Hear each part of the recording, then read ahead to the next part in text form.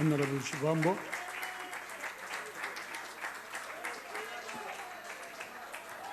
Thank you very much, Deputy Speaker. We stand here as the economic freedom fighters to dismiss the ideologically bankrupt and intellectually lazy notion that free education for all is impossible.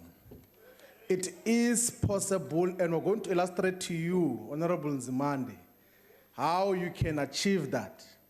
And I hope Honorables Manamela and Manana are going to listen attentively. Look, the statistician general has just said now that in 2015 we spent 63 billion rands on higher education for the 985,000 students. So that is 63,000 rands per student per year. The Parliamentary Budget Office illustrates that over the next years, that amount will increase by 10%. That will be 73 billion next year, 83 billion in 2018, 93 billion in 2019. And that amount of money can be sourced from basically three sources. Currently, as higher education, you're contributing about 27 billion rands to higher education as direct subsidies, and then you've got an additional 9 billion rands that goes through NSFAS. We can retain that or increase it towards 1% of the GDP. Higher education contributing must be 1% of the GDP in South Africa. You will know what numbers those are.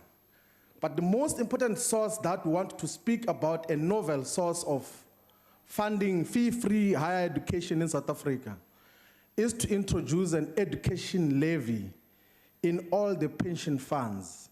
So the delayed salaries of workers in the public sector, in the private sector, amounts to about 4 trillion rands. That amounts to 4 trillion rands.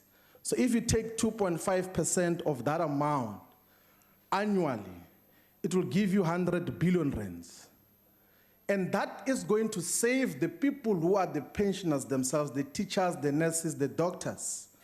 Because that money is currently being managed by an asset management company owned 100% by the state called the Public Investment Corporation. And it uses that money to gamble in the money markets, to buy government bonds, but also to buy shares in JSE companies, but also in private equity.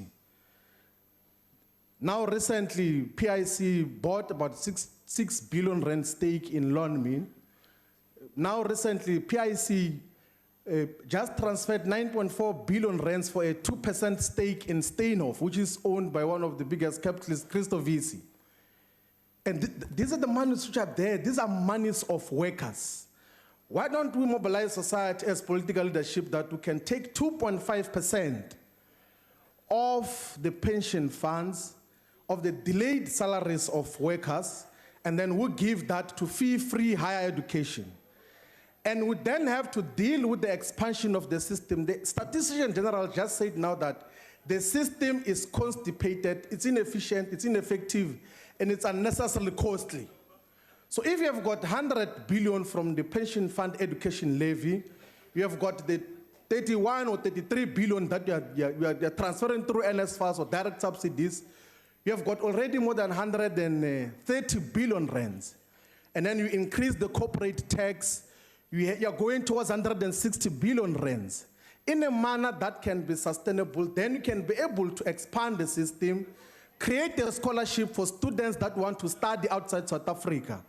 Make sure that even at the postgraduate level, students have got access to fee-free education. And that does not disrupt your fiscus because already you have made lots of commitments to social grants, to healthcare, to education. This is a comprehensive input that we can look into, and we have written it down. Honorable Nzimande, we hope this time you look into it and learn from us, like you always do. Thank you very much. Honorable Hlengwa.